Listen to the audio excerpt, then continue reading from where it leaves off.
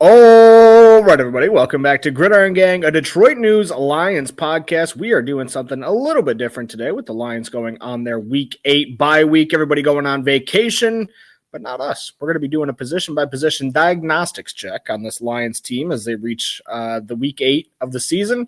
Not quite to the halfway point, but we're getting a little bit closer to it. And, with the Lions not playing this weekend, we figured what better time to go through this Lions roster, figure out what they're about, see what we've been able to glean from these first 7 games than right now as they go into the bye. Before we get to all that, I am Nolan Bianchi. With me, as always, is my partner in crime, Richard Silva. Richard, how are thee on this fine Wednesday, this rainy Wednesday in Detroit, Michigan? The is good, I think, if I use that correctly. Yeah, it got rainy. It was kind of storming yesterday out of nowhere, and then today it's been a little bit more of the same. But yeah, you hear teams a lot talk about the I word in the beginning of the season. When are you going to find your identity? And it does kind of seem that this Lions team has found a little bit of its identity. Last year, it felt like it was also going into the bye after that Week 4 game versus Seattle. We felt like we had a good grasp of what that team was, and we think we were right. And then this year going into the bye kind of feels a lot of the same, but also a bit more different. Not to spoil too much, I think the defense is a bit more of this team's identity than it was last year. But we'll get into that as we break through the positions here. Yeah, and I think you raise an interesting point because that was obviously the thing last year through 3 weeks. The offense it was clicking, but not quite to the extent that we had grown accustomed to seeing it over the last couple of years. And then they hit that Week 4 game against the Seahawks, and it was off and running from then on. They had one of the best offenses in league history. This year, I agree, kind of a little bit of the same feeling around this team where it's like they are struggling through some games. Like the Chiefs loss was a big setback, obviously, but that was, if you just want to throw week 1 out the window, which I think we can at this point, like, sure. I don't know, maybe this is a dumb way to think about things, but if we're just throwing that out, then the Chiefs game was like their first loss, and it was like, oh, how are they going to respond? Obviously, that was their second loss, but you get the point that I'm making here.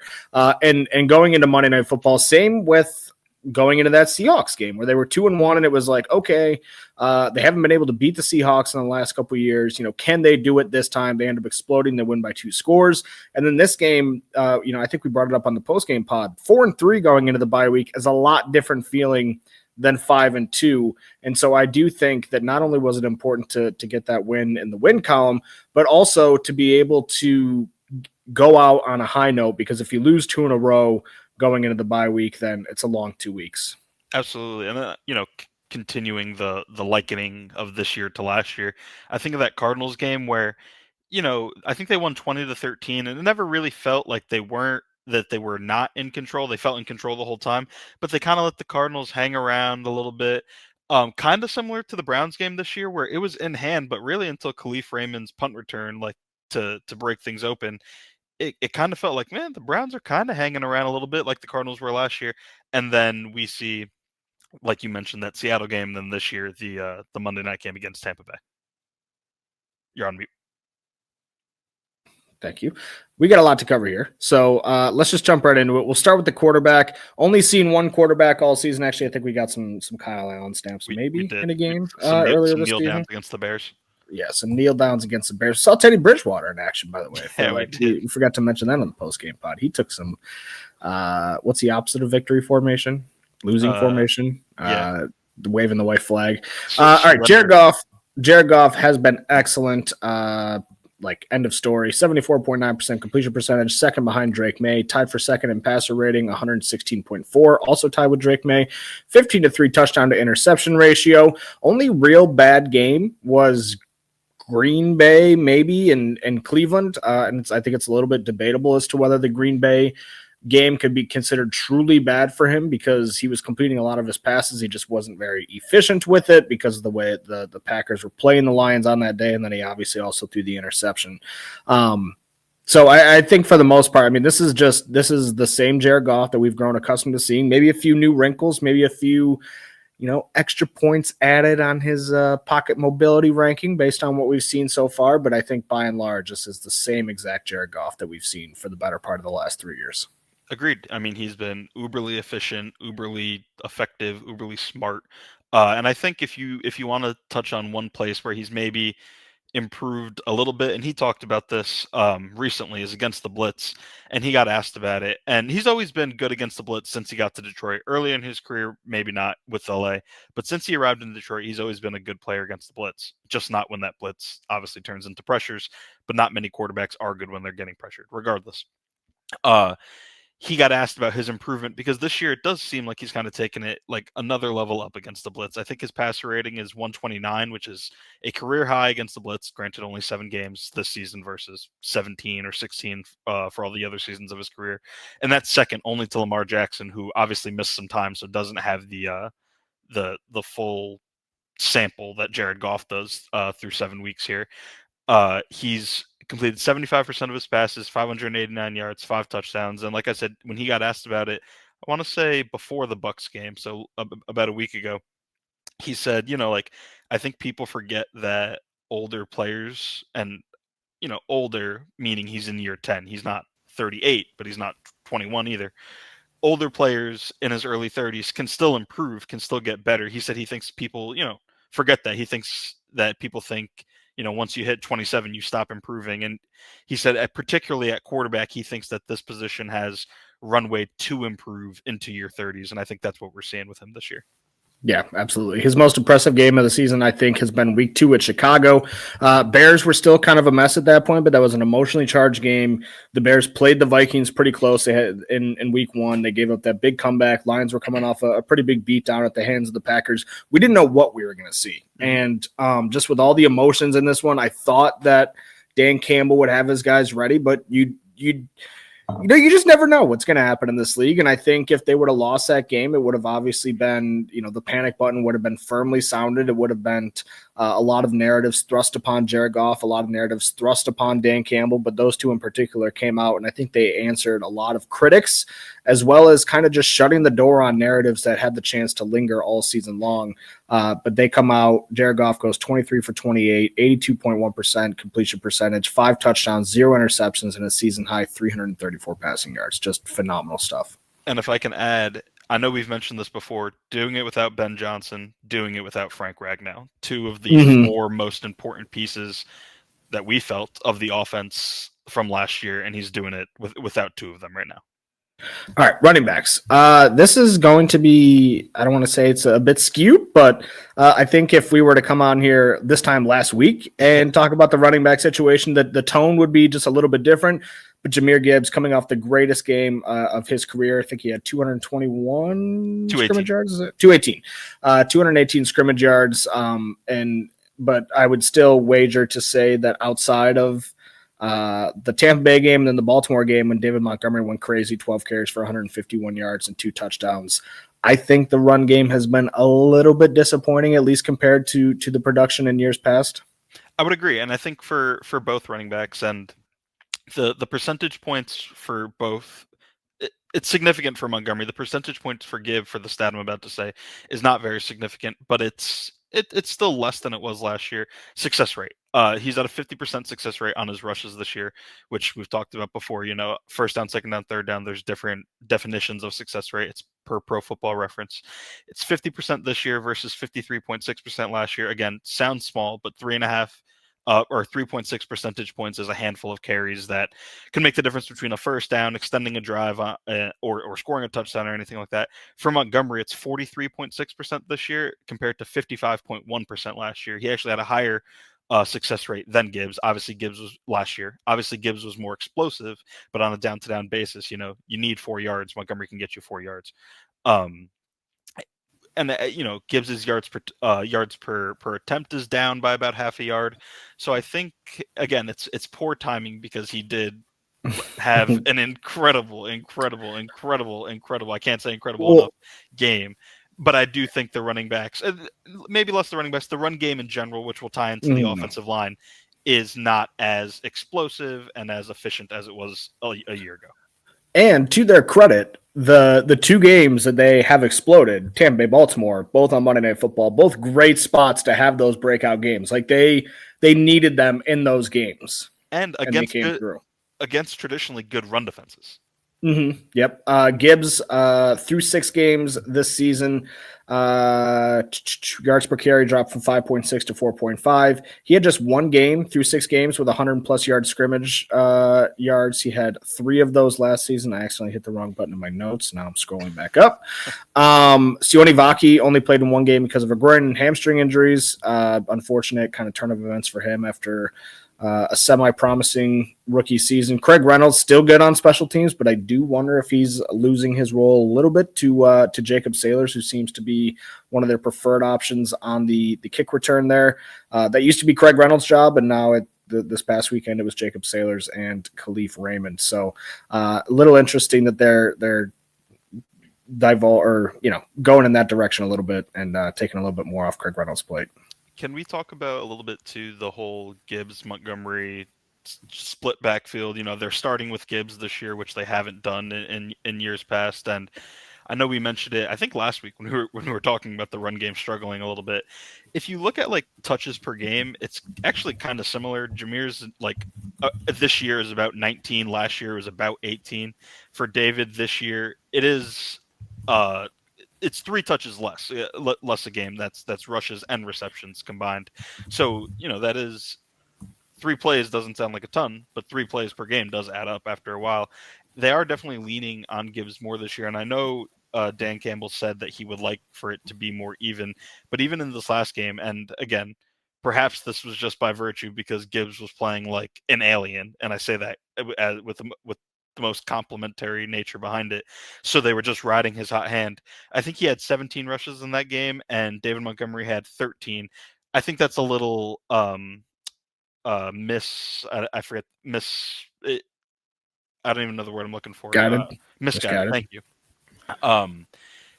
Like 6 of David Montgomery's rushes came in like the last 4 minutes of that game when the Lions were like, let's just hand this ball off and get out of here. So I do think still through 6 games you saw Gibbs was getting the lion's share of the reps. The split was 87 to 65 after 6 games. Right. Thank you. And even in this last game, I still think that's true despite what the final numbers say. 100%. And it was interesting because, like, what I think right when Gibbs got here, right, they signed David Montgomery, they draft Jahmyr Gibbs. And then for 2 seasons, or let's say 1 season and 13 games, it's like, why isn't Gibbs getting the ball more? Like, hey, I understand the need for David Montgomery. And then I think everybody's like kind of on board with the plan because it does mean longevity for Jahmyr Gibbs and the chance that he's going to be able to finish every season and be there in the playoffs and all that other stuff. But I do think that, like, in the back of everybody's heads, they were like, man, it'd be great if Jahmyr Gibbs could get more carries because he is so much more explosive. And then David Montgomery gets hurt at the end of last season. Jahmyr Gibbs is a revelation in that period. He has like 7 touchdowns. I think he had the average like 160 something yards per scrimmage. I actually have the number right here. Let me pull it up real quick. It was. Sorry. I could jump in quick to make a point about how successful those 4 games were. He had 15 rushes of 10 or more yards in that 4-game stretch. It was ridiculous. For reference, he has 10 through 7 games this year. He had 15 through that final 4. Yeah, he had 162.3 yards from scrimmage per game, 5.7 yards per carry, 6 total touchdowns, and 4 in the finale against the Minnesota Vikings. And then it was like, okay, well, there's the proof of concept right there. And then I think they kind of like took that into the offseason and ran with it a little bit. So then they were like, all right, well, we'll just do that from now on. And then everybody was like, why aren't you giving the ball to David Montgomery? And I thought the Scotty Montgomery, he's a Lions receivers coach and assistant head coach. But the last 2 years, he was their running backs coach. And we were kind of asking him, right after Campbell said that he wanted to give Montgomery a bigger piece of the pie, we were saying, what do you think about that? How hard is it to balance that? And he's like, yeah, I remember when I was their coach, people were yelling at me for doing it the other way and giving David Montgomery too many carries. Right. He didn't name him by name like that, but and so I think it's funny, it's just kind of like confirmation bias a little bit everywhere on that front. And I don't really know what the right answer is. Like after the other night, I'm like, yeah, sorry, David. For sure, because if Jahmyr comes out of this bye week and the next 3 weeks averages 145 yards from scrimmage and scores 7 touchdowns, then we're just going to be right back in the same spot as we were at the end of last year. So yeah, it can change quickly. I do think that early in the season and throughout the whole season, and I think I mentioned this when we were talking about it last year, and you just said it, I'm fully on board with the 50-50 thing for the purposes of longevity. I do think maybe when it's crunch time, Gibbs should probably be the one on the field. But in terms of a week 7 game versus the Bucks, unless Gibbs is posting 200 yards from scrimmage, I do think an even split would behoove them. Yeah. Tight ends. Been mildly active in the passing game. Sam Laporta, I think he's a little bit under pace of what he was around this time last year, which was a little bit under pace of what he did in his rookie season, but still pretty productive. 29 catches, 339 yards, is 48.4 yards per game with 2 total touchdowns. Brock Wright, 8 catches, 60 yards, 2 touchdowns. Both guys, I think, have been sneakily improved as run blockers, especially Laporta. I think he's probably had the biggest jump. I'm sure there are areas where they're still deficient, but I think more often than not, when I'm seeing them on film, they're winning their blocks. Absolutely. That's what I have in my notes here, that the PFF run blocking grades for Laporta going from last year 55.1 to 66.9 this year matches the eye test. And, I think that's what you got to try to do when you're looking at PFF grades to see if it matches what you're watching. And I think this does. He's always been really good after the catch. He's continuing to be really good after the catch this year. I think I believe it's 6.3 yards after catch per catch for him through the first 7 games this year. That's 6th among qualified tight ends. So yeah, you saw it in the Bengals game. He had nearly 100 yards after the catch. He's a machine with the ball in his hands, and we've seen that this year. Well, I think it's kind of interesting with him too is that Laporta we're talking about.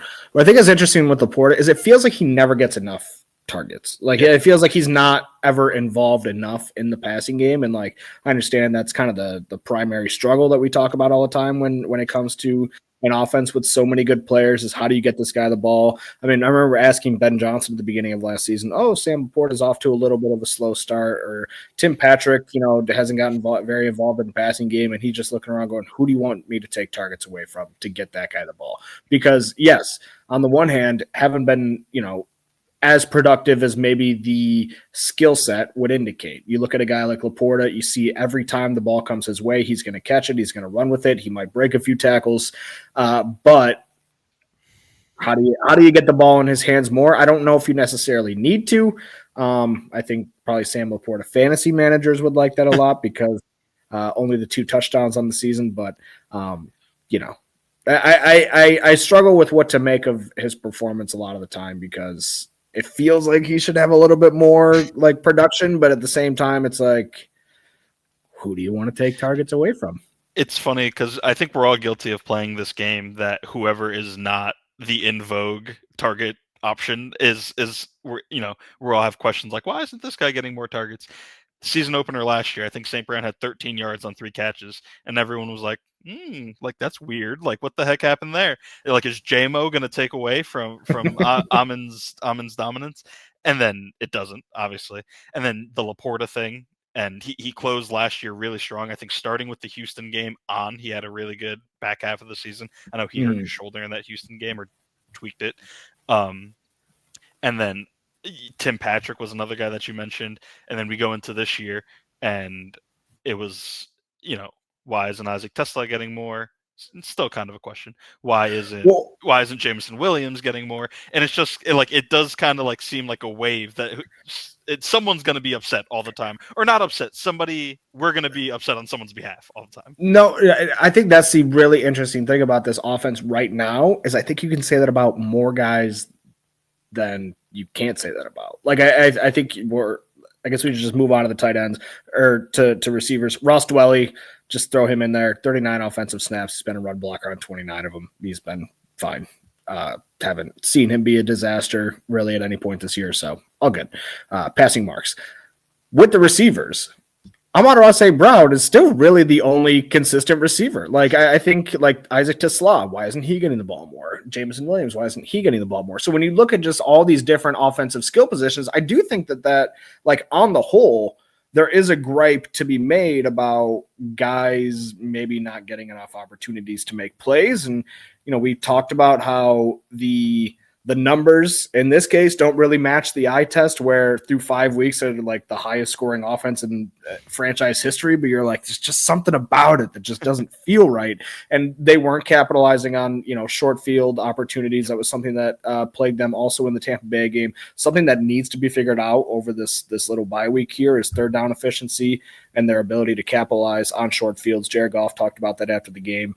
But I just feel like there are a lot of guys who you can make that argument for, and that kind of indicates to me that, okay, things appear to be going well. They are scoring a lot of points, but you have a great defense, a much better defense than you've really ever had outside of a couple game stretch last season when everybody was healthy. Why isn't that translating into more points? Are they just playing more conservative because they know they have their defense to back them up? Because we did kind of see that in the Bengals game where they punted from like 4th and 5 in plus territory or something like that. And we're like, oh, that was weird. Is Dan Campbell down there? Like, is he okay?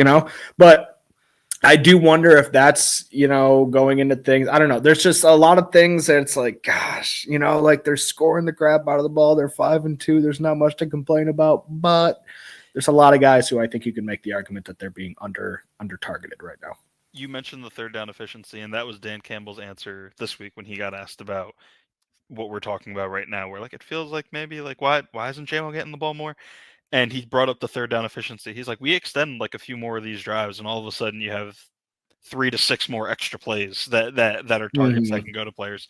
So, and I think that's probably their biggest thing in the bye week. And obviously different coaches are going to focus on different things, but if I had to pick one topic that I think they'd like to improve on most, I think it's third down efficiency on offense. What was the stat coming out of this game? I think on 3rd and 10 or longer, they're 0 for 20 this year.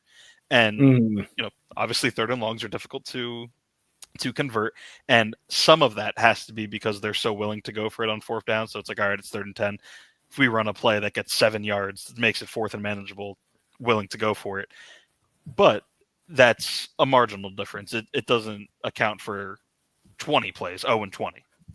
Yeah, your 3 top pass catchers are St. Brown, Laporta, Jameson Williams. If you take their per game averages, we got 76.9 for St. Brown, 48.4 for Laporta, 41.3 for Gibbs. That's an average about 166 passing yards per game. The third guy you said on that list initially, you said JMO, but then you said Gibbs, which JMO. But Gibbs is not far behind him. He's 194 receiving yards on the season, 27.7. So your top 3 pass catchers are accounting for only 166.6 a game. I got to be honest, I have no way to contextualize that, but it feels like a little bit less than maybe you want. I don't know. Sure. I wanted to talk about JMO as well on his targets that come 10 plus yards down the field, anywhere on the field, as long as it is beyond 10 plus yards. Last year, he caught 50% of those, which is actually good because obviously the more you push the ball down the field, the more difficult that catch becomes. So he caught 25 of 50 for 692 yards and 6 touchdowns. Again, that's the whole season. This year, he's only caught 6 of 18. So that catch rate is down from 50% to 33% for 200 yards and 2 touchdowns. Passer rating is down about 12 points when Goff targets him compared to last year. I just think that there's just been something up, and we saw it most in the Browns game where it's like, man, he has thrown him the ball, but it's just like, man, it's just like one thing is wrong. We can't quite put my finger on it, but they're just not quite right. I think this ties into the next position group, and I don't know if we want to fully kick it over to the offensive line quite yet, but I do think the offensive line and the fact that Jared Goff's blind side has either been a replacement or a very injured Taylor Decker, I think has probably played into that just a little bit. Taylor Decker, I thought was fine on Monday night against the Bucs, but Manu, Dan Skipper, they did as best as you could reasonably hope for guys who don't really play. Tackle depth is kind of a problem across the league, so you weren't expecting them to come in and shut anybody down by any means, but I do wonder how that affected not only the game plan, but also Jared Goff's maybe internal clock. I feel like that probably sped him up just a little bit, and that was something that you did see in that Browns game, was that the timing with Jameson Williams was a little bit off, and there was obviously some stuff that, I think he had 6 targets in that game, something like that.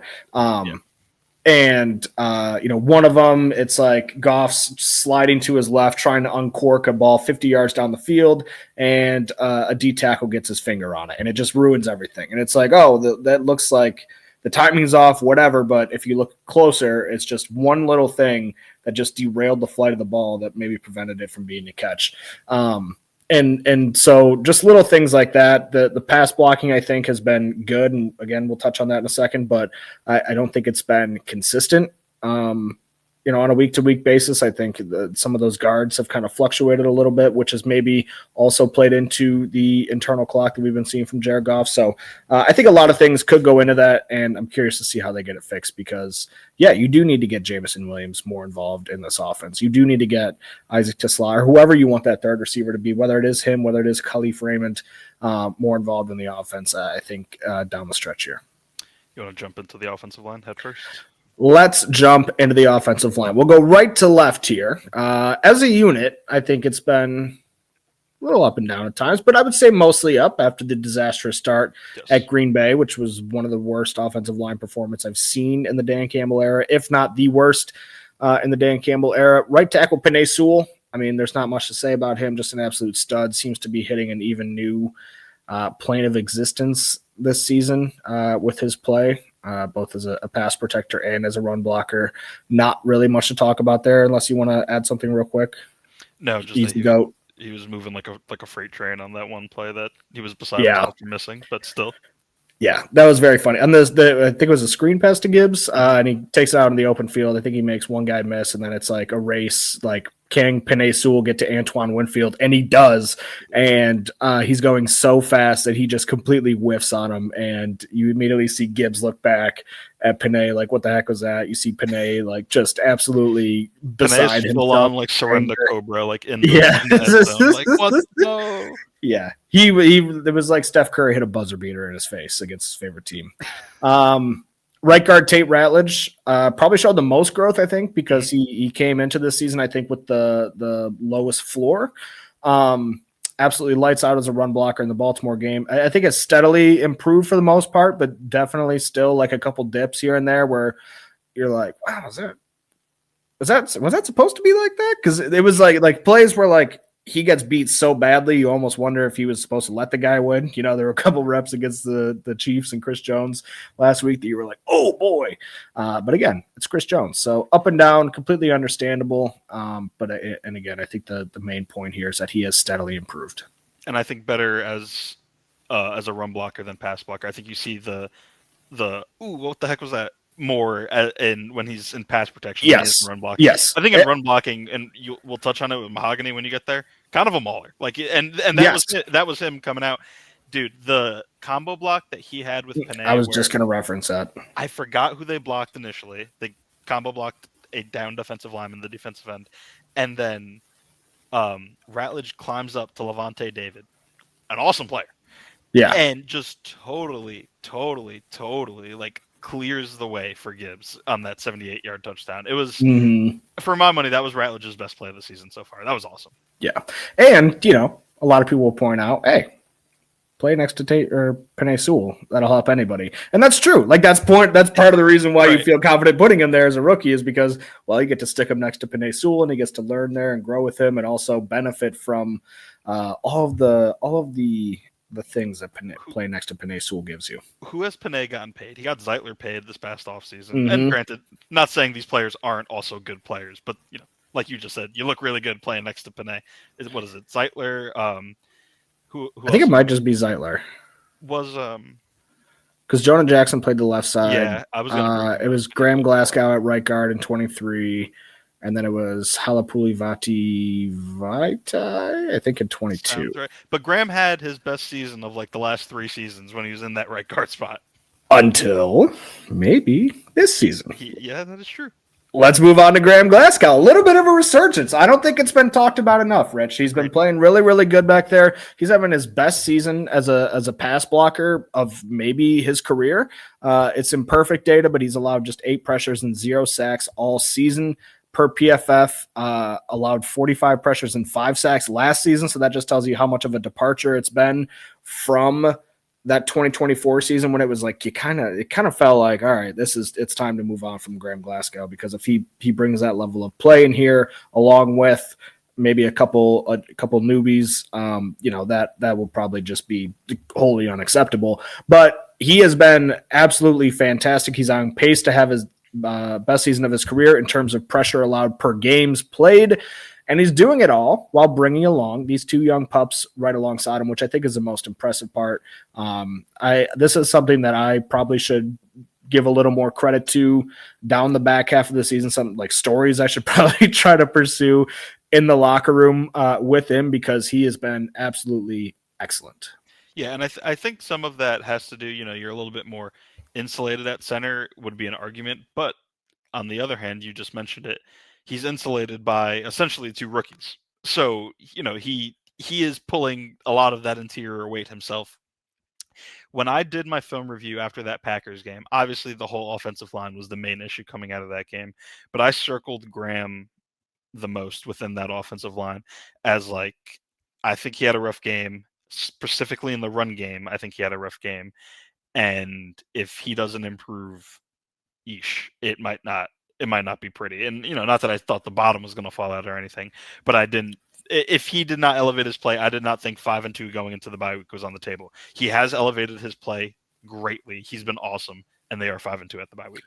Well, and I think there was like kind of little reason to believe that he would. Like, I to your point, probably didn't expect him to play at his absolute worst all season, but he's been regressing like for a couple seasons now. Like he regressed last season. Obviously, played in a different position, all that other stuff.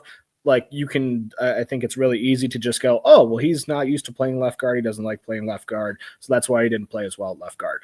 He's also getting older. And I think that, like, I remember when we asked Dan Campbell at owners meetings, like, hey, what do you think of Graham Glasgow? His first thought was, well, he's getting older. He's another year older this year. We'll see what happens with Graham. It's always good to have an extra body in there and all that other stuff. And it was like, okay, like, what are they thinking about with this guy? Like, could they potentially move on from him altogether? Obviously, the experience is great. But yeah, I think his status was up in the air. His play in week one, I didn't think was, it may be a little bit shocking just because of the, like, truly how poor it was. But I also was like, yeah, it might be something similar to that all season. But I was dead wrong. All the credit in the world to Graham Glasgow, Hank Fraley, and what that coaching staff has done with him. Ditto. Christian Mahogany, left guard. 2 career starts coming into this season, one of them being in a playoff game. Another guy who's been a little bit up and down a little bit. I think same kind of story as Ratledge a little bit, whereas a pass blocker, he hasn't necessarily been super consistent, and not even on a down-to-down basis, but on a game-to-game basis, where, like, some games he's really good. Some games it's pretty ugly in there. But again, as a run blocker, he's been an absolute mauler. He's been a steamroller, whatever word you want to use. And that he has, like, I would say outside of Panay, he has the most plays on this offensive line where it's just like, it makes you like laugh. You're like, holy smokes. Yeah, no, absolutely. I thought about this. I saw somebody write about it after Manu's start.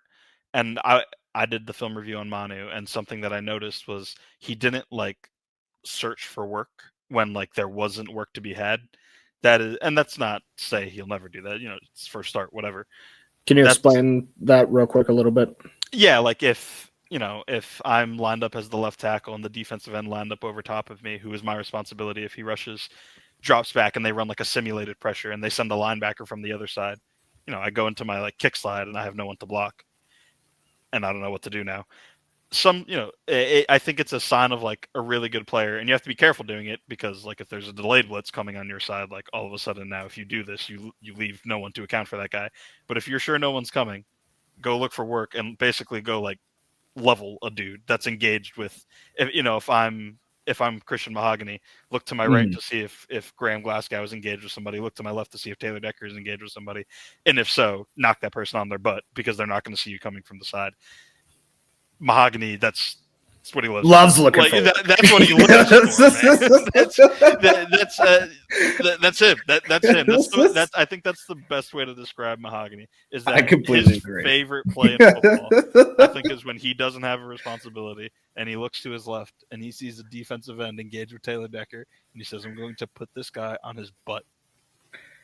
Absolutely. So we'll see what they get out of him, but I expect him to just keep growing over the course of the season. And I think the cool thing is with this offensive line. I think the scary thing about this offensive line, scary being the rest of the league, is if Graham Glasgow is going to keep playing at this level. Obviously, Penei Sewell is going to do what he does, and if Taylor Decker can stay healthy, I think that's a big component. We'll talk about that in a second, but I really do believe you can get to a point at the end of the season where you're like, oh, like this offensive line is not just good. It's not just, something that they're able to count on, on a base level. This could be one of the league's best offensive lines. And maybe that's a little too ambitious. Maybe it takes a year to fully get there. But I just think the way that these guys have grown, I think this bye week is going to be great for them, and I feel like there's a chance that they, with the play of these two guards, can elevate to being one of the best offensive lines in the league, and they've been pretty decent so far, pretty good so far. Yeah, I think I'll say related to that is, I think at the end of the year you're tracking to confidently say, okay, 3 of the 5 spots on the offensive line are taken care of for the foreseeable future with Christian Mahogany, Tate Ratledge, and Penei Sewell. All guys that are, I think Penei just turned 25. So all guys that are 25 or younger. I think Tate's 24.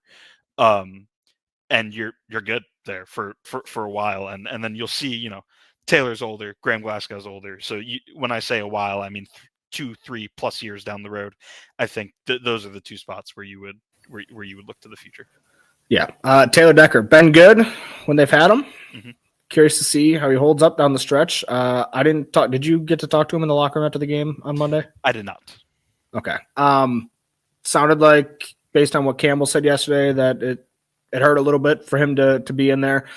Curious to see how that heals up, because I think that they were giving him those 2 games off with the hopes that by the time that he returned, it would be manageable maybe for the rest of the year. And maybe it would have been better to hold him out of this Buccaneers game. Obviously, hindsight is 20/20, but given the way that he's kind of come out of it, I almost do wonder if maybe they would have been better off giving him that like full 4 weeks off to fully recover. But that's going to be a major thing that is going to or a major key to being able to fulfill this team's expectations, because they're a different team, I think, when Taylor Decker is in there. And even though I think that the Tampa Bay pass rush was getting after it, I think that was just a nature of that defense being really, really good. Todd Bowles, being a really good defensive mind. And so I think maybe it's a little bit, sorry, I'm struggling to find the words here, but I think that Tampa Bay game represented a low point of the offensive line. And that's not even like I think that's actually a compliment to them, because they've been good all season, but Jared Goff was under fire all night in that game. And that was with Taylor Decker. So I just have concerns about if they don't have Taylor Decker against a team who can rush the passer like Tampa, just like they did the week prior against Kansas City. I mean, I think that was a big component to Kansas City being able to take control of that game and kind of get the Lions behind the sticks. If I could add real quick on their pass blocking performance, I think Jared Goff was hit 9 times and sacked 4. Anytime your quarterback gets sacked 4 times, it's not a good look for your offensive line. But I do think, I think 3 of the sacks were not on the offensive line, to be honest with you. I think two of them were on the running backs, 1 apiece on Montgomery and Gibbs, where they sent more rushers than the offensive line could feasibly account for. So now it is on the running back to pick up this responsibility, and or Jared Goff to throw hot and get it out of his hands. So I think that accounted for 2 of the sacks. And then 1 of the sacks was a designed rollout that was covered up well by the Bucs, and then Goff got back to the line of scrimmage for no game. So it's kind of like, all right, you had a call. Yeah. The Bucs defended it well. Shrug your shoulders, go back. Basically an incompletion. Yeah, okay, it was what it was. 1 of the sacks was, and actually I don't think PFF credited Taylor. They didn't. I guess credit is the wrong words. They didn't charge Taylor Decker with this sack. That's a good word. Yeah. I like that. the strip sack that Diaby had, because Decker held up well. Like, I think he won the rep, like, all things considered. And then Goff couldn't really go anywhere because Penei Sewell got driven back into him. He was kind of like right on his hip, and I think Goff just was trying to like step up quickly and get the ball out. So I don't even really think that sack was on Taylor. I think it was on the offensive line collectively, because the pocket kind of collapsed everywhere. But I don't think it was on Taylor specifically. But that's kind of not here nor there. All right, we've reached a halfway point here. So before we get to the defensive side of the ball, a word from our sponsor. For 44 years, Varsity Ford in Ann Arbor has been more than just a dealership. We're a family, proudly serving yours. As one of the top volume Ford dealers in the world, we're proof that when you treat people right, they come back generation after generation. And now we make it easier than ever with complimentary pickup and delivery for both sales and service. So you can buy or service your Ford without leaving home. Varsity Ford, driven by family, built on tradition. All right, defensive side of the ball. We're going to start with the defensive tackles. This group is in a fantastic spot, I think. Come playoffs, come December, come November, you can just roll dudes through. You got so many guys in there. I didn't know whether to do the defensive tackles with the edges, but I think just because of the way that these position groups have kind of established themselves, like from top to bottom down the depth chart, I think it was worth breaking them up. I am very, very encouraged by what we've seen so far. DJ Reader has been excellent in both phases. He's got 12 pressures. That's third on the team. Tyleik Williams, I think, is coming along faster than you could reasonably expect for him going into the season. He also has 9 pressures. That's 6 on the team. Been a great run defender. Been great when it comes to getting his hands in passing lanes, like providing a unique skill that nobody else on that defensive line really shows as often as he does. Ali McNeil looked really strong in his return. Tyler Lacey, Roy Lopez has been super reliable. And if you can get some of these guys back out on the edge, Marcus Davenport, Josh Paschal, we'll get to that group in a second. What does this defensive line as a whole look like come the playoffs? Like I'm trying not to get too ahead of myself, but it is a little bit reminiscent just because of the number of guys that you can trust to go in there and impact a play. It's a little reminiscent of like what we saw from the Eagles last year in the Super Bowl. And again, a little bit like ambitious because it was one of the greatest D-line performances in NFL history. But I do think they're kind of getting to that point where with this front seven, like they're just unbelievable. And I think a lot of it has to do with these D tackles, and it's only going to get better as McNeil gets more opportunities. On the interior, I think I definitely agree with you. And not to cry over spilled milk, but could you imagine if Levi Onwuzurike was healthy with this team right now, and you get a lean back? You would have legitimately 4 guys between Aleem, Onwuzurike, Reader, and Tyleik that like genuinely you would feel comfortable starting. I think any 4 of those guys at nose or 3 tech. And then you also have Roy Lopez, who, when I was watching this last game, I focused on like the secondary for obvious reasons when I was doing the film review. But when I was watching this last game, I like breezed through the run plays kind of real quick, just watched like the end zone angle. And after like, I don't know, like Rachaad White's like 7th rush, and Rachaad White had a decent day on a per rush average. But after like Rachaad White's 7 rush, I literally like said out loud to myself, I was like, what is Roy Lopez's like run grade in this game? Because I feel like he's been awesome. And then I went and looked, and he was their highest graded run defender. And I was like, good, because I thought he was spectacular. So even though you don't have Levi, you still have 4 guys that I think you're really confident in. And then you have a guy like you mentioned, Tyler Lacey, Pat O'Connor, that maybe they play a little bit more big end, but they could still play some 3 tech. I think you're really deep at that spot. If there's one criticism I have of this group, and it's not really a criticism of the group, it's a criticism of one player. I would like to see Mekhi Wingo get on the field a little bit more, and maybe that's not his fault. Maybe he is playing better than a couple of the guys who we've seen in there, maybe in practice. Maybe he is playing better than Tyler Lacey or Pat O'Connor. I don't know, but the Lions, for whatever reason, they like to profile those guys more. They like that they can take Tyler Lacey and put him out on the end. They like the versatility of him and O'Connor because you can put both those guys on the end or kick him inside or do whatever you want. And Mekhi Wingo's size profiles a little bit limits his versatility to some degree. So there's definitely some of that at play for sure. But I would like to see Mekhi Wingo force his way into the lineup at some point down the back half of the season. Agreed. I think I was not expecting him to be a healthy scratch as often as he is. And I think with the edge group, and we'll kind of transition into there with this, I think if Davenport and maybe Pascal can get a little bit healthy, then that maybe takes away the need for the versatility of a guy like Lacey or O'Connor. So maybe you are able to fit Mekhi Wingo in there somehow. But again, versatility and being able to do a lot of things, wear a lot of hats, as they say, is the best way to be active on game day. And apparently, so far, Mekhi Wingo has not shown that. So, all right, edge group. When it comes to the pass rush, this group has been really, really strong. They're tied for third in sacks entering the bye, even after the chest injury to Davenport, which kind of felt like oh boy, here we go again type of moment. And if they could get back one of him or Josh Pascal at some point down the stretch, that would be absolutely huge. Like I said, if that's the case, if you're rolling, and I should caveat this with, I don't love Josh Pascal as a pass rusher, so take that for what it's worth. But you're looking at a situation where in a Super Bowl or an NFC Championship game, you can roll Aiden Hutchinson, Al-Quadin Muhammad, Marcus Davenport, Derek Barnes, Trevor Nowoski. Like you can just assault the other team from the edge, and I think that's really, really exciting. Aiden has been unbelievable as we expected. When we watched him at training camp, it was like, oh, okay, he does look like the same guy pre-injury, and then you've seen it through the first 7 weeks. He's first in pressures with 48. Can I say that real quick? I saw a tweet the other day. It was criticizing Lions beat writers for how they covered J-Mo and how they set the expectations for J-Mo.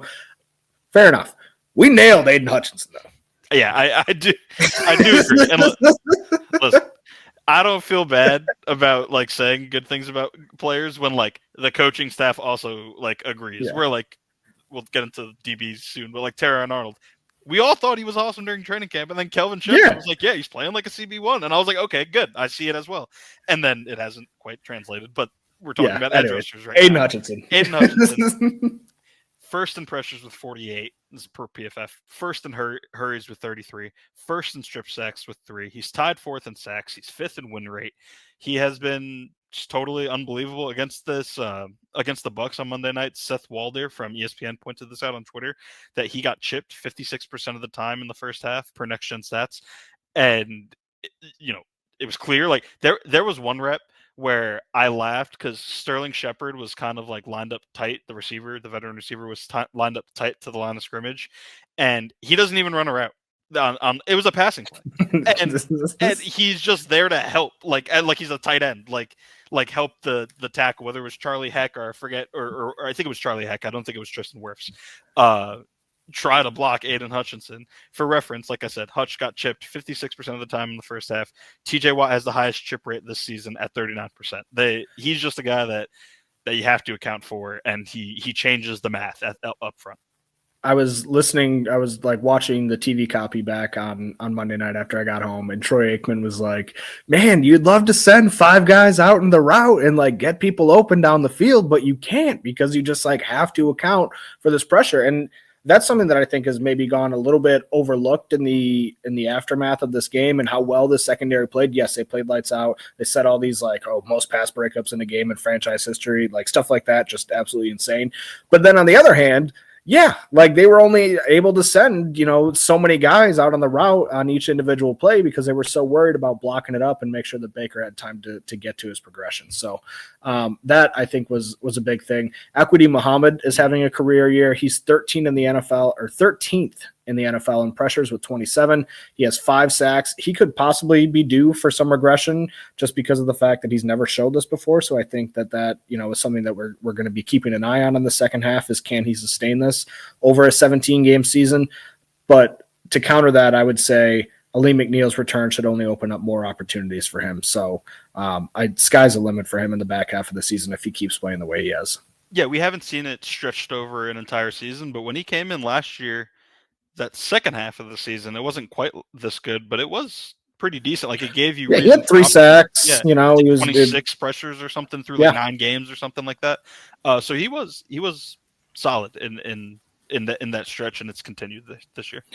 Real quick, we'll run through some of these other guys. Tyrus Wheat He came on the other day. He really hadn't like played defense a whole lot up to this point, but he had 1.5 sacks. He has only 12 pass rush snaps all year, so I would say that's pretty good. Pretty good efficiency there on the if you like sort the Lions defense by like PFF grade, I think he's like number 1. So shout out to him. Tyler Lacey, we mentioned, hasn't been like super consistent as a pass rusher. I think he had one game where he had 3 or 4 pressures, but he can set an edge. He's huge. He's been pretty good against the run. And then Davenport, as we said, could realistically come back maybe soon-ish after the bye. I think Dan Campbell actually said something about him now that I'm saying this, but I can't remember what it was.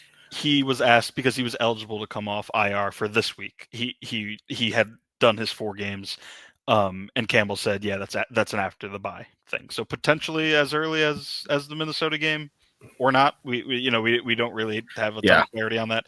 I know we're kind of running up. We're running late. We've gone long. Real quick, when Davenport does come back, what do they do between him and Muhammad? Like, has Muhammad done enough where like he is gonna eat into Davenport snaps? Like, what does that look like to you? I think so. Like, I think you probably give Al-Quadin Muhammad like the edge 2 thing, but I think you rotate those guys, keep them both fresh, and then there are obviously opportunities to move some of those guys inside as pass rushers too. So, yes, I think it's like I think he'll have priority on the edge, but I do think that they'll like just find ways to get both of them on the field together as well. What you said about bumping one of them inside, I think is the big thing there. I think Muhammad has shown that he can play inside. So if you're on, 3rd and 12 in the 4th quarter, and you could have Hutchinson, Davenport, and Muhammad on the field, and Alim. And McNeil. Oh my gosh! That's it. And you got Jack Campbell and Alex Anzalone in the double mug, just ready to, I mean, this team is the defense has. It's so good. It has me so like intrigued for the back half of the season. Linebackers, we should probably keep moving here. Yeah. Arguably, I think their deepest position group. They're getting production from every single player in that room when they're healthy. Jack Campbell has ascended to an entirely new plane as a football player, kind of like Penei Sewell. He's been playing like a top 5 linebacker, and I think that might even be underselling it a little bit. He's got a team-high 64 tackles, 3 sacks, 8 pressures, 5 tackles for loss, 2 forced fumbles, 1 fumble recovery, and a pass breakup. I mean, him and Anzalone. And he joined Seatbelt Gang the other night. He made the pass break, or he defended the pass against Rashad White, and then he put the seatbelt on, which he's coming alive as a player this year. And I think one thing that's really cool that fans might not know, but maybe they've seen a little bit and started to pick up on it. He's become a completely different person, like in the locker room, like so engaging, and he's really been a great resource for us and to like I think he talks like multiple times per week, and just really, really cool to kind of see him come out of his shell this year, both on the field and off. Yeah, he's ascending, and the trio of Jack, Anzalone, and Barnes is unbelievable because they all do like certain things really, really well. Like when Jack is coming downhill, and not to say he can't play in coverage because he has improved. He put on the seatbelt, like you said in this last game. When he's going downhill, he is as I don't watch every linebacker in the NFL. He's got to be as good as any linebacker in the NFL coming downhill, whether that's on a run, whether that's on a screen, like we saw the other day. He's spectacular at that. Alex Anzalone is up there with one of the best coverage linebackers in the NFL. He's got a passer rating of 68.2 when targeted. That's 5th among qualified linebackers in the NFL. And then Derek Barnes does, of course, that little bit of everything. That am I going to drop? Am I going to go? Am I going to rush? I think he's up to 12 pressures this year, which is 2nd amongst linebackers in the NFL. And I wanted to touch on that as well. The pressures that this unit is producing. Barnes has got 12, that's 2nd. Anzalone has 11, which is tied for 3rd. And then Campbell has 8, which is tied for 13th. No other team really has 3 linebackers that are getting pressure numbers like that. I think that says more about what Kelvin Shepard's calling than anything else, but it was an observation I made when I was preparing for this, and I was like, that's interesting. Yeah. Derek Barnes, 43 tackles, 2nd on the team, 3 sacks, as you mentioned, tied for 3rd on the team in pressures with Reeder. And he's been pretty good in coverage too. Alex Anzalone, 3rd on the team in tackles, 5th in pressures, 1.5 sacks, 1 interception. So to your point, not just having the opportunity to rush the passer, but being super productive in that role when given the opportunity. And the rest of the linebacker core has been excellent. We've touched on them throughout the season. Trevor Nowoski, Zach Cunningham have been terrific in limited opportunities. And this group is potentially about to get back Malcolm Rodriguez. So the reinforcements just keep coming. And it's about to be especially true for this next position group. But the reinforcements just keep coming. And I'm looking at this defense and I'm like, man, could this be the best defense in the league by the season's end? Like, is there a chance that that's what we look at this unit as by the time the season is over? Potentially. I think something like that is on the table, at least the top 3 to 5 unit. I think in some advanced metrics that I've seen out there, they are like up there already. So yeah, I think that's on the table. Cornerbacks. DJ Reed, really strong, especially in run defense before getting injured. He could potentially be back as early as week 10 against Washington. And then Terran Arnold yet to take the full leap, like a true shutdown corner type of deal. But I think by and large has been, had some encouraging games in the last couple of games. Obviously hasn't been able to stay healthy. I think that's really, really hurt him as well. It's just his lack of opportunity in games. I think, he's given up a lot of catches, but at the same time, he, I think, is just kind of like, I don't want to call him public enemy number one, but I do think he's kind of just like the guy to get mad every time he makes a mistake. Like, I think, when Kirby gives up a reception, nobody gets mad at it. It's like, oh, well, that barely happened, so all good. Whereas I think every time Terran Arnold makes any sort of mistake, whether it be he's called for a 5-yard pass interference penalty on first down, and everybody's like, well, this guy, I'm like, well, it's not really that big of a deal. It's basically just like he jumped off sides, now it's first and or not even they get the 5 yards, now it's first and 10 again. Oh well, but I do feel like his mistakes are definitely put under a microscope, but at the same time, I think he kind of does some things to put it there. I think he is a guy who likes to talk a lot. He obviously just debuted the podcast, which is actually pretty good. But I do think that he is kind of not playing as well as people would have hoped, but at the same time doing little things on or off the field that make fans' perception of it a little more extreme. It's a shame he got hurt in that Bengals game because Campbell said it, and it looked like it from this untrained eye as well that was one of his better games in a while. And you saw it. He got hurt, and then the Bengals, and then Jake Browning had a perfect passer rating basically after he got hurt. Not that those two things are entirely correlated, but they're at least somewhat correlated. I think he was really playing well before that injury. You're on mute.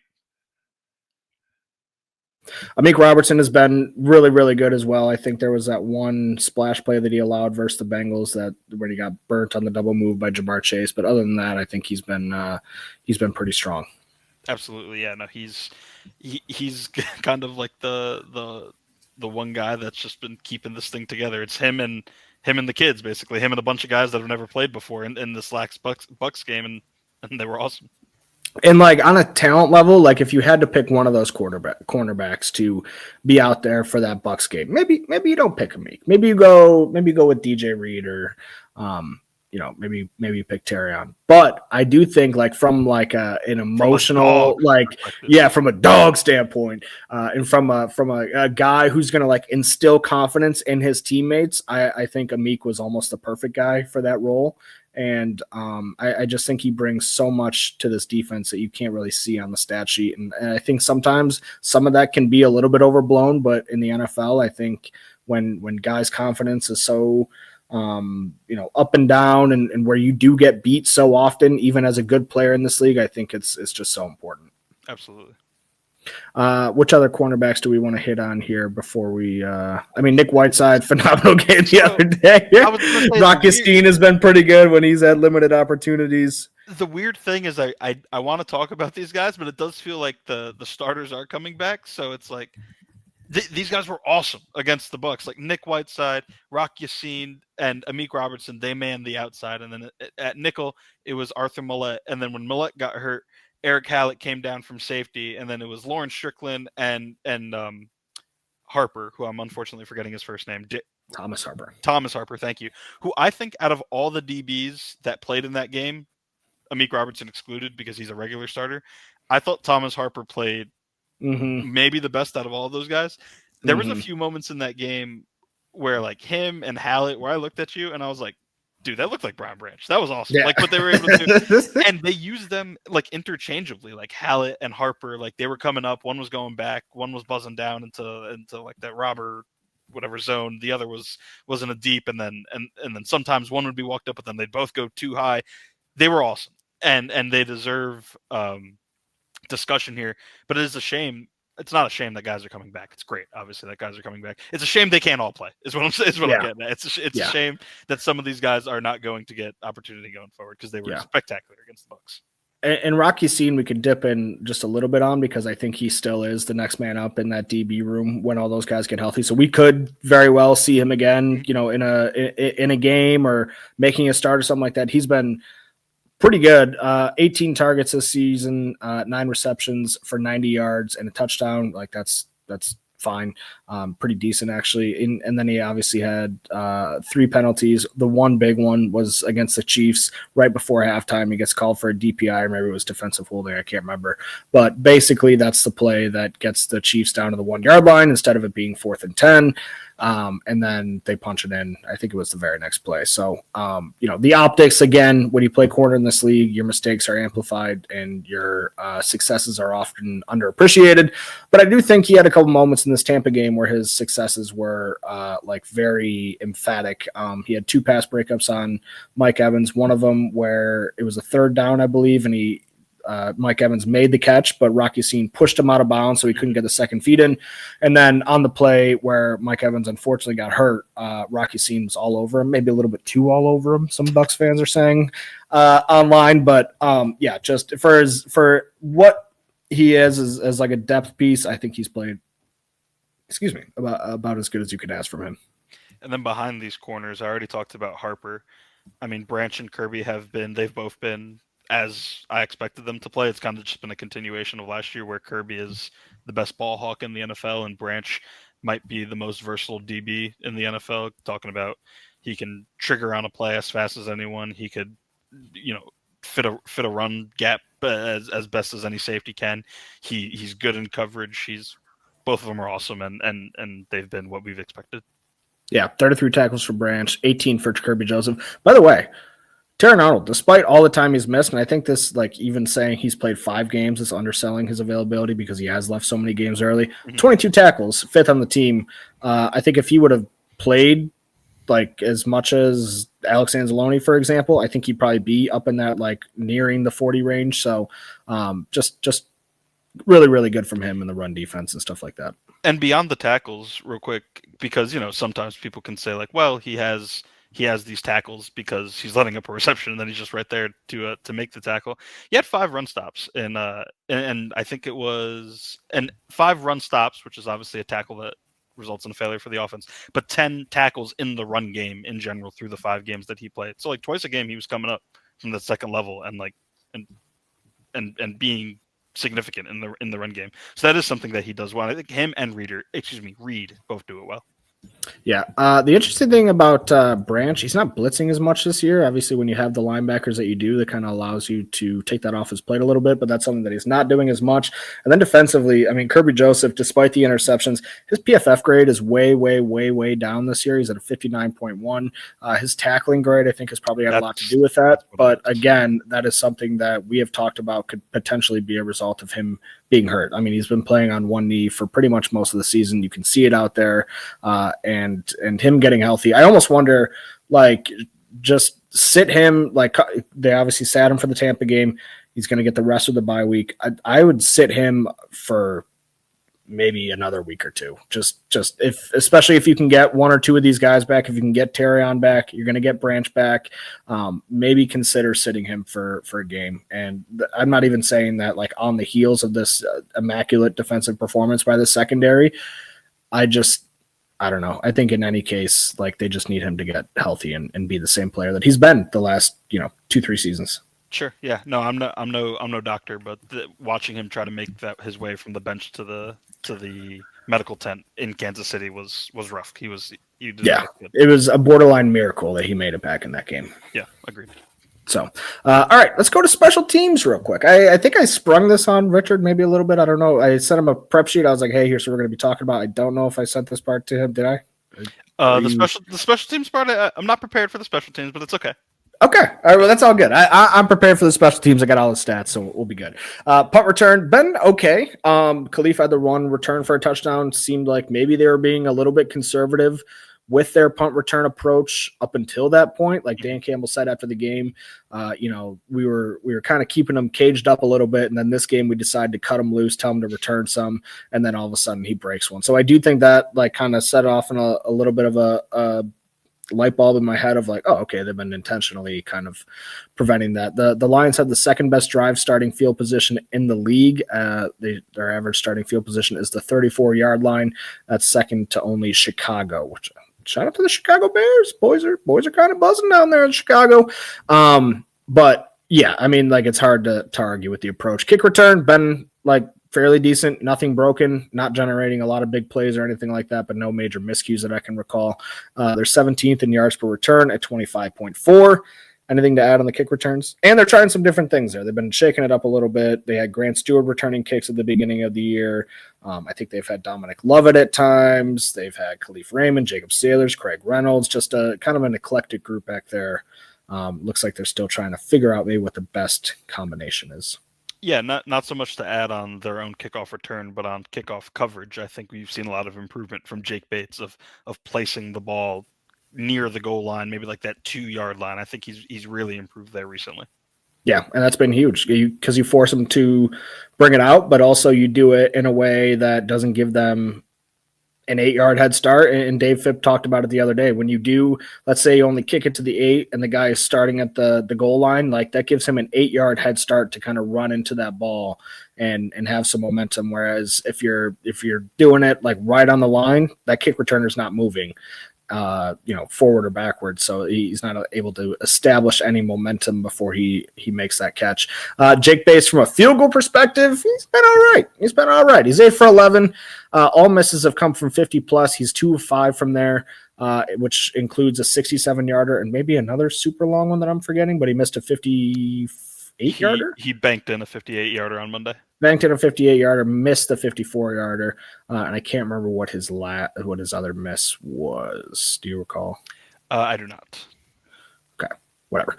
27 for 27 on PATs this season. Been perfect there. I think you're okay with him, being 2 of 5 from 50 plus. I think you'd honestly like to see him improve on that just a little bit. But again, one of them included a 67-yarder, and it's not easy to make those. So Jack Fox, a 67-yarder that might have had the leg. That had the distance. Yeah. And then the one he pushed the other night, it barely missed. Like I thought it was good from up in the press box, and then the official said no. So that one barely missed wide left. Jack Fox, punter, been excellent. 51.9% of punts have gone inside the 20.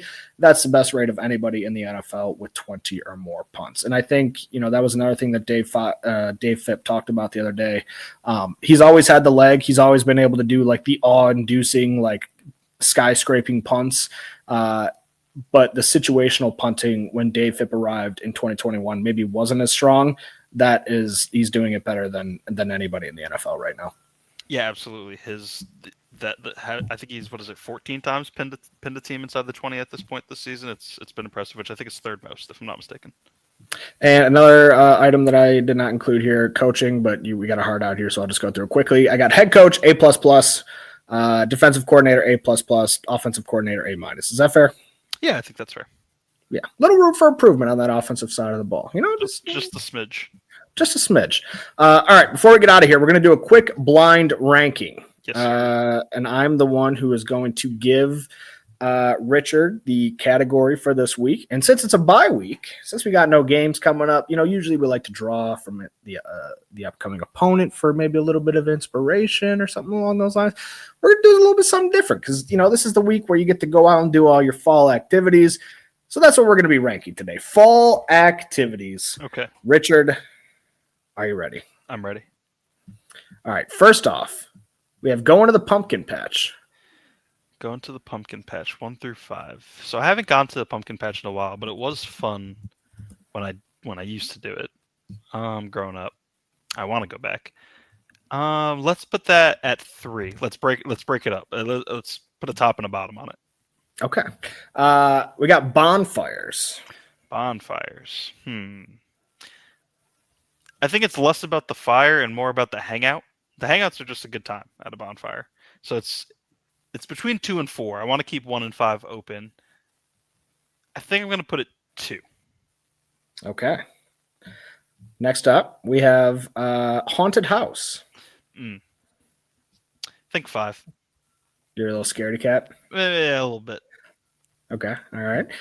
We have a corn maze. Corn maze. Is this something that interests you at all? I'm going to put that 4. So I got my top spot open. Okay. I'm nervous. And it's going to be pumpkin carving. By the way, the first one, I actually, sorry, I don't mean to cut you off here. The first one, I said go to a pumpkin patch. It's like pumpkin patch / apple picking, apple cider. Sure. Does that change your perspective of that at all? Because I think I'd keep that at 3. It's all the same vibe. Okay. All right. Then pumpkin carving is your last one. So yeah, put that at 1. That's not a bad time, especially if you've got some creativity. It could be a good time. Do you have creativity? I don't have a ton of creativity. My carved pumpkins growing up did not look pretty. But are you going to carve a pumpkin this weekend? Probably not. Disappointing. It is, yeah. I like the carving part. I don't like the part of taking out the guts. So I know, right? I don't usually carve pumpkins. It is nasty. It's also because if I lived in a house, it's easier to carve it because you just carve it and you can put it outside. But if I carve it, like I don't want like a rotting pumpkin sitting on my kitchen, sitting in my. That's very fair. That's very fair. Yeah. All right, Richard's got to go get a haircut, so we got to get out of here. Any last words for the people before we head into this bye week? No. Enjoy the time off. Enjoy that your team is 5-2 and doesn't have quite the best record in the NFL because the Packers have had. The Colts are winning a bunch of games and the Packers have had their bye week, so they technically have a better winning percentage. But you have you're tied for the most wins in the NFC going into your bye week. Feel good about it. There we go. All right, we'll see you back here next week. Same time, same place. Thanks for listening.